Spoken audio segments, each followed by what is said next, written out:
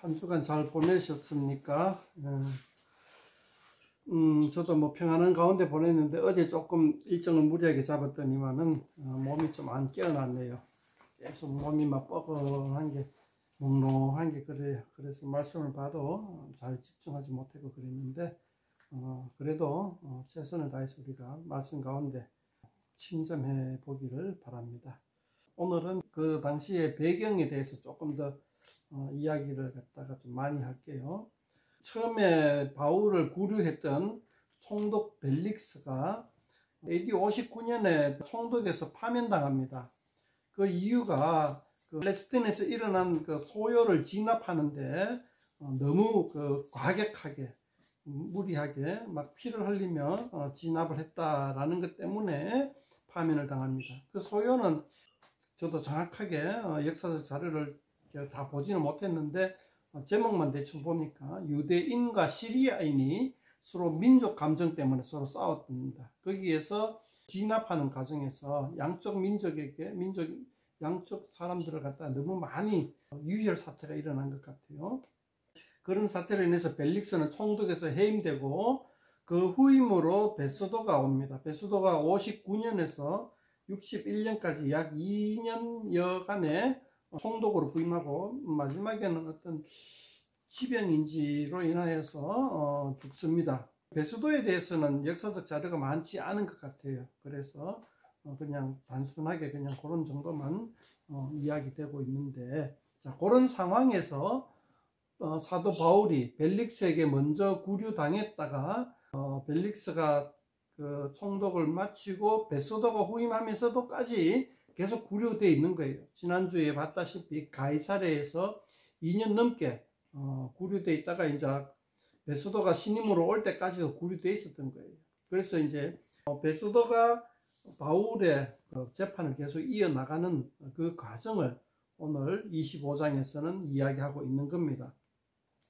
그때 벨릭스는 어떤 인물이냐 하면은 아내는 유대 여자 드루실라, 즉 헤롯 아그리파 2세의 누이였죠. 그러니까 헤롯 왕가의 딸과 결혼을 해가지고 벨릭스는 유대교에 대해서 잘 알았단 말이죠. 유대인의 풍습을 잘 알았단 말이죠. 지난주 24장 22절에 보면 이렇게 이야기하고 있죠. 벨릭스가 이 도에 관한 것을 더 자세히 아는 거로. 그러니까 벨릭스는 유대인의 풍습과 유대교에 대해서 잘 알고 있었단 말이죠. 잘 알고 있어서 사도 바울을 신문하고 어떤 부분에 있어서 갈등이 있는지, 유대인과 갈등이 있는지에 대해서 잘 알고 있었어요. 그런데 신임 베스도는 그렇지 못하는 것 같아요. 신임 베스도는 잘 몰라가지고 자기 혼자 바울을 신문하고 어쩌고 저쩌고 하려고 하니까는 이 배경 지식이 없는 거예요. 그래서 헤롯 아그리파 왕을 와가지고 같이 그를 배석시켜가지고 사도 바울을 재판하게 됩니다. 그런 상황이 지금 우리 25장에 이어지고 있어요. 그럼 헤롯 아그리파 2세에 대해서도 조금 알아야 돼요. 헤롯 아그리파 2세는 아내 버니게가 있는데 23절에 보면 아내가 버니게라고 나와 있죠.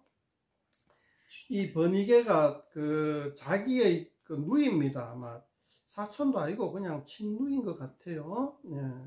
그러니까 뭐 좀 뭐랄까나 이 왕가를 지키기 위해서 왕족끼리 막 서로 건친으로 결혼하는 게 상당히 그 좀 뭐랄까 종종 있는 일이었죠. 예. 아그리파 왕은 좀 그 나름대로 자기가 정통 유대인이라고 자랑을 합니다. 왜냐하면 남들은 너는 정통 유대인이 아니다라고 절하를 하기 때문에 아니야 나는 정통이야 하고 절상을 합니다. 그런 가운데서 자기의 자존감을 높이기 위해서 헤롯 성전을 지었던 거죠. 그런 만큼 나름대로 스스로 나는 유대인이다, 유대교인이다, 정통 유대교인이다, 율법을 잘 지킨 사람이다, 이렇게 이제 스스로를 그렇게 생각하는 사람입니다. 그래서 사도 바울이 아그리파 왕에게 이렇게 얘기하죠. 26장 3절에 보면은 당신이 유대인의 모든 풍습과 문제를 아심이다. 이렇게 얘기하고 있고 16장 27절에도 아그리파 왕이여 선지자를 믿으시나이까 믿으시는 줄 아나이다. 선지자를 믿는다는 말은 여기 바리새파라는 뜻이거든요. 예, 사두개인들은 사두개파에서는 선지자를 안 믿어요. 모세 율법 5경만 믿어요. 이 선지서를까지도 그 하나님의 말씀 계시로 믿는 바리새파죠. 예, 그 정도로 아그리빠 왕은 어떤 정통 유대교인이란 말이죠. 정통 유대교인들 앞에 서가지고 이제 사도 바울이 재판을 받는, 베소도가 재판장이죠. 그렇게 해가지고 아그리빠 왕이 배석한 자리에서 재판을 받는 그러한 장면이 25장에 나옵니다. 25장은 크게 두 부분으로 나뉘는데요. 1절에서 12절까지는 베소도가 직접 재판하는 장면, 13절부터는 아그리빠 왕과 버니게에게, 아그리빠 왕에게 베소도가 요약해서 알려주는, 요약해서 이때까지 그 재판 진행 과정을 알려주는 내용들이 22절까지 나오고, 23절부터는 이제 다시 신문하는 것이 시작이 되고 그렇습니다.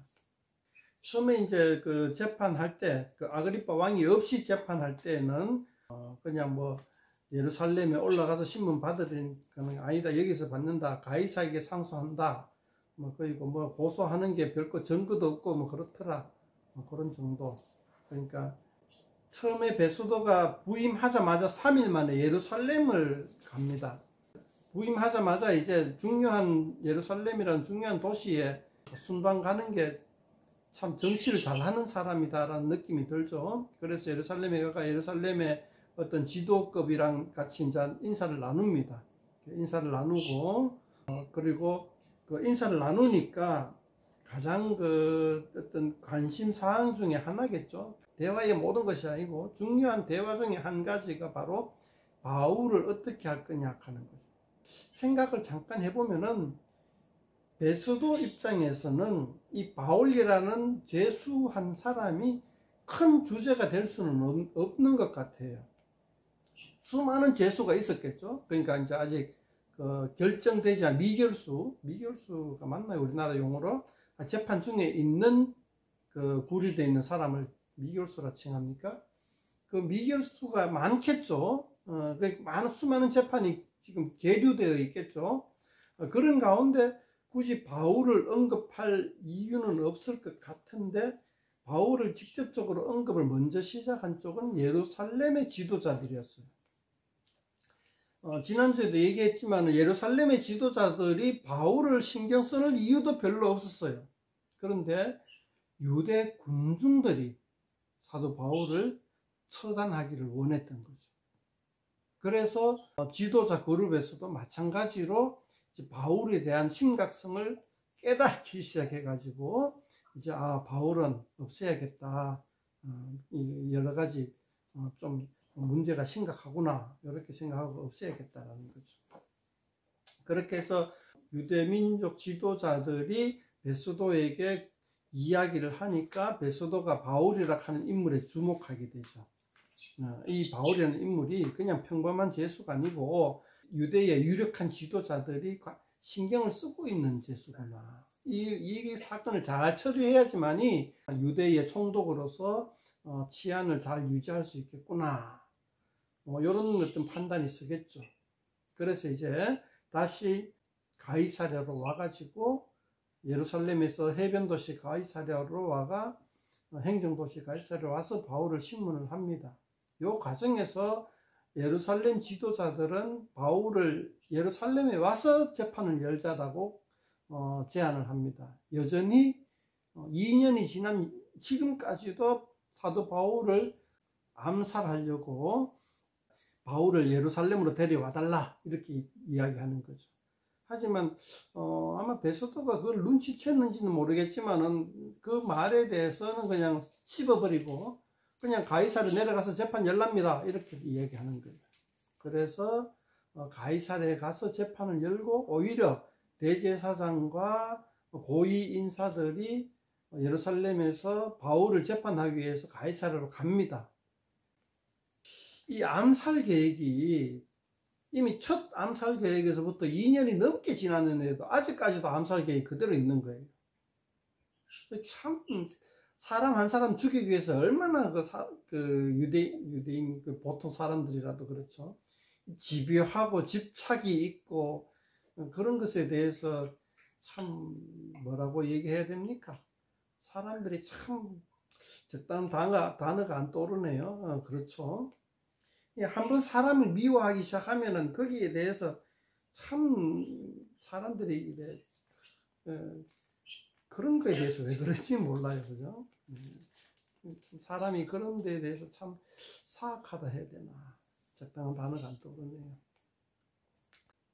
그렇게 해서 이제 가이사랴에서 사도 바울의 신문이 열리는데 고소하는 내용에 증거가 없어요. 고소한 내용이 증거가 없어요.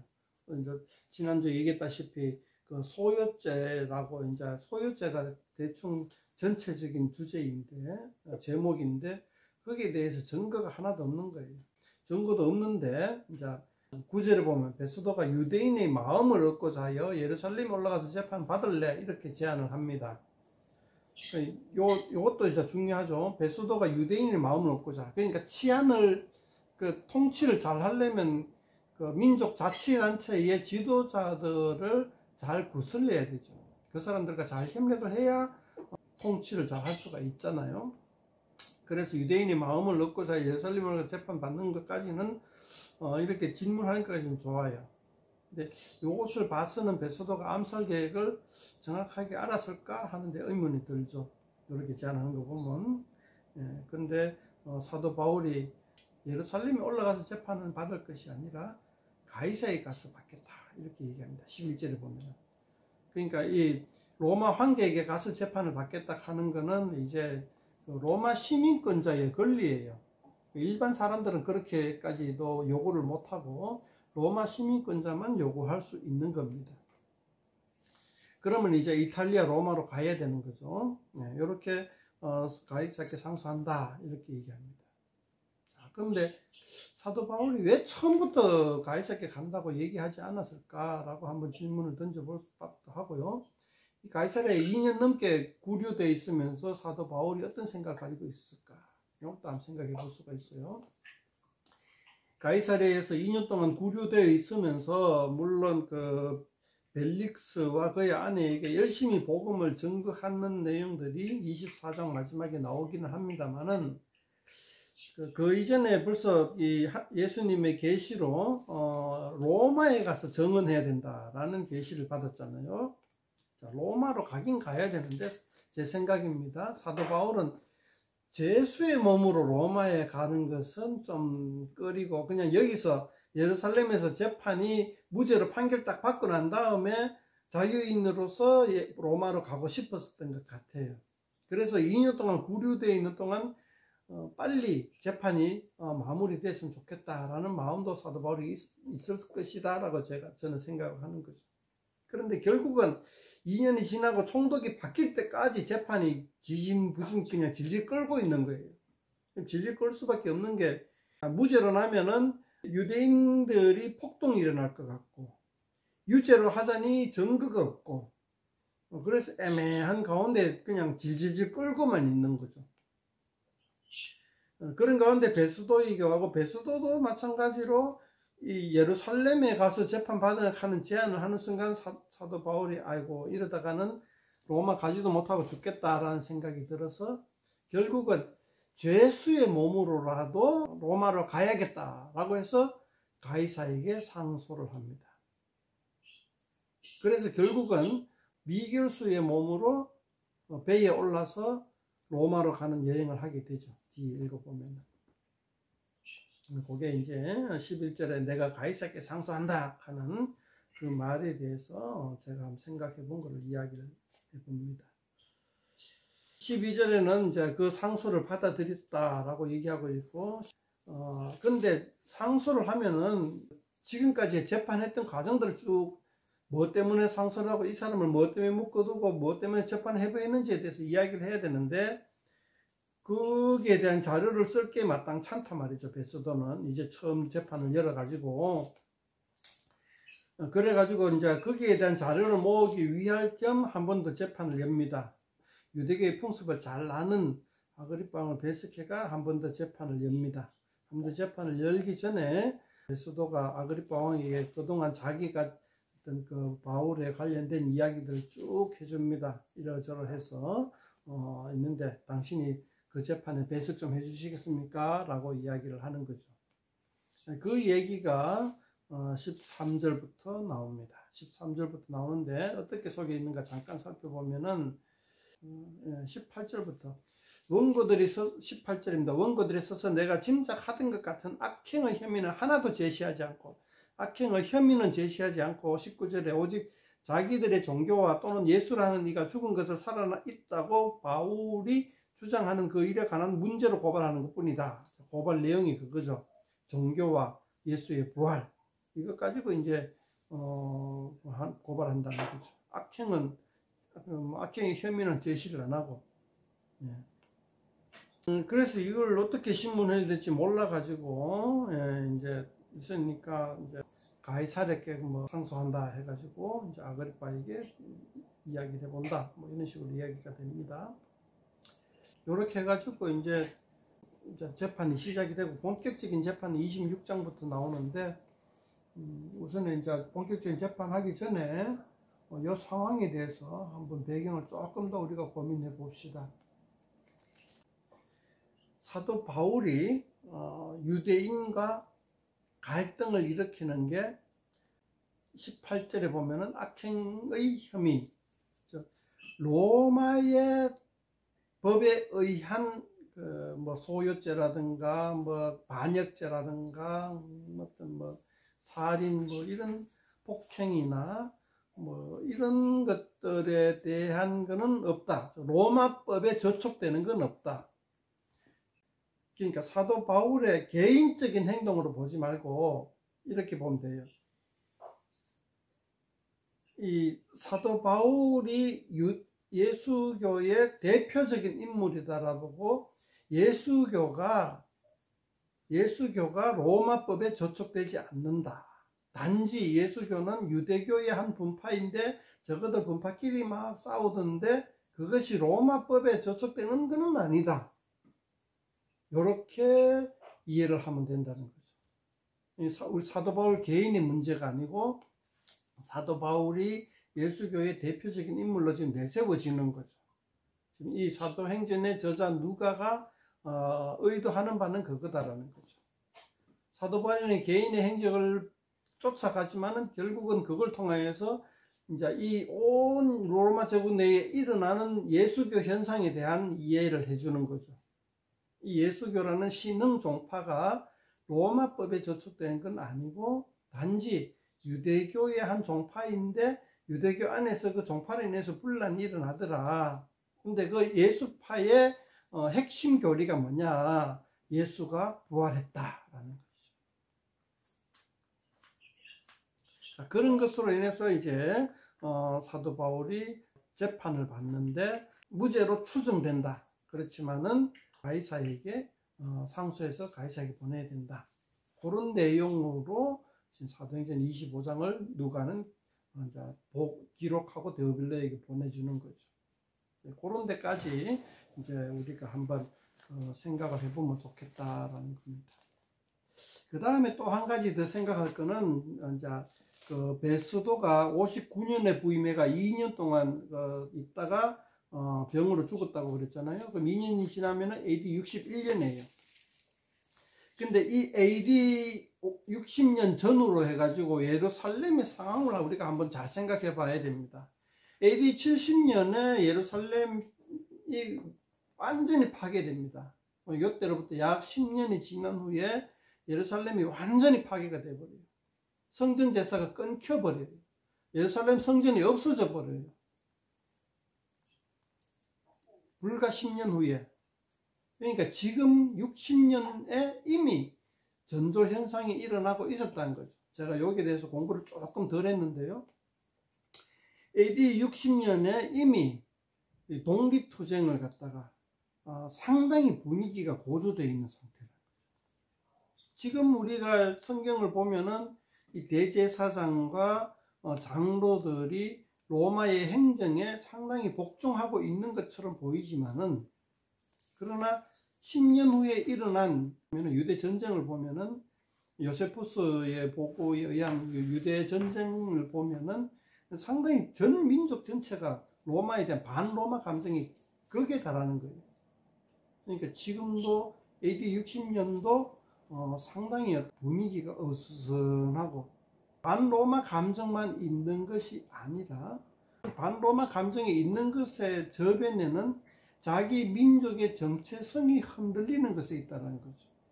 주로 이제 반기를 드는 게 뭐냐 하면은 그 성전에 대한 모독, 성전에 대한 모독이 하나 트리거가 되어 왔어요. 옛날에도 유대 전쟁이 일어나는 거 보면은 AD 70년도 마찬가지였죠. 아마 제가 나중에 조금 더 공부하고 말씀드릴게요. 예, 그러니까 그것이 뭐냐 하면 민족의 정체성, 자존감에 대한 걸킴이 있어 가지고 소요가 일어나는 거예요. 그 민족 자존심의 걸킴 중에 하나가 바로 예수교라는 거죠. 예수교에서 표현하는 성전에 대한 자세, 이방인들에 대한 태도, 이런 것들에 대해서 사도 바울이 상당히 자존심을 끌었다는 거죠. 그런 것들이 25장 읽으면서 배경을 한번 살펴봐야 되는 장면이다. 그렇게까지 한번 얘기해 봅니다. 이 배경을 통해서, 이 상황을 통해서 우리가 한번 생각해 볼 게 뭐냐면은, 오늘날 기독교가 지금 제가 경험하고 이제 보고 있는 것들이 그래요. 오늘날 우리 교회가 세상 사람들의 어떤 그 가려운 부분을 긁어주는, 그러니까 대제사장과 장로들과 로마의 총독이나 왕처럼 그 감정을, 민족 감정, 유대인을 마음을 얻으려고 이래 그들에게 살짝 그 불의와 타협하는 그런 모습들을 보잖아요. 아까 얘기했다시피 유대인의 그 대제사장과 장로들도 유대인 군중에 의해서 군중 심리에 부합하는 거죠. 자기들의 마음이 처음에는 뭐 사도 바울 뭐 그까이 뭐 한 사람 같고 뭐 하나가 나중에 사도 바울 이놈은 없애야 되는 게 맞네, 이런 식으로까지 부하 내동하는 거죠. 그러니까 그때의 민족 자존심을 건드리는 일에 대해서 서서히 그 마음이 그쪽으로 움직여버리고, 베스도도 마찬가지로 그 사람들의 마음을 안 건드리고 그냥 넘어가자고 해가지고 그냥 정확하게 정직하게 재판하는 것이 아니고, 이런 과정들, 그런 과정들에 대해서 오늘 우리도 똑같이 그렇게 세상 사람들에게 묻어가는 것 아니냐라고 한번 반성해 봐야 된다. 세상 사람들이 어떻게 생각하든 어떤 주류로 흐르든지 우리는 하나님의 말씀대로 하나님의 의대로 제대로 판단하고 살아가느냐에 대해서 반성해 봐야 된다. 그러니까 세상 조류, 세상 시류에 휩쓸리지 말자는 것이 제 이야기입니다. 되게 어렵죠. 뭐. 세상 시류가 뭐냐라는 강론에 또 들어가야 되겠지만은 일단은 총론으로 얘기하자면 그렇습니다. 근데 오늘날 요즘 워낙 정치적으로 그냥 그 격변하는 시대에 있으면서 교회가 세상 시류에 휘둘리는 모습을 봅니다. 오죽 많이 휘둘렸으면은 그 신천지나 통일교 같은 사람들과도 손을 잡습니다. 심지어 남녀 호랭교와도 손을 잡습니다. 똑같이 행동합니다. 그들과도. 이런 걸 보고는 교회가 세상과 손잡고 하나님과의 손은 하나님과 손가락을 이래서 놓아버리는 그런 현상들이 지금 일어나고 있는 거죠. 그게 뭐냐? 베스도와 똑같다는 거죠. 베스도도 로마법을 충직하게 지키려고 노력하는 총독이지만은 유대인들의 마음을 얻고자 해가지고 로마법을 갖다가 느슨하게 적용하고 슬그머니 이제 유대인들과 타협하는 그런 모습. 우리 교회가, 우리 신앙인이 그렇지 않은가 한번 반성해 볼 필요가 있다라는 것입니다. 그리고 두 번째, 진짜 유대교와 우리가 차이가 뭐냐? 바로 예수님의 부활에 있다 하는 거죠. 26장 다음 장에 보면은 또 한 번 더 예수님의 부활에 대한 이야기가 또 나옵니다. 그러니까 이 부활이 너무너무 중요하고 이 부활 때문에 유대교와 결별하는 그런 것을 보게 됩니다. 그만큼 우리는 예수님의 부활에 대해서 한번 생각을 깊이 있게 해봐야 된다라는 거죠. 뭐 물론 제가 틈틈이 예수님의 부활에 대해서 말씀을 드리겠습니다만은 이제 그 앞으로도 계속해서 우리는 예수님의 부활이 의미하는 바가 무엇인가, 그리고 왜 중요한가에 대해서 한번 고민해 보면 좋겠습니다. 이상입니다. 질문이나 하고 싶은 말씀 있으면 해주시면 고맙겠습니다.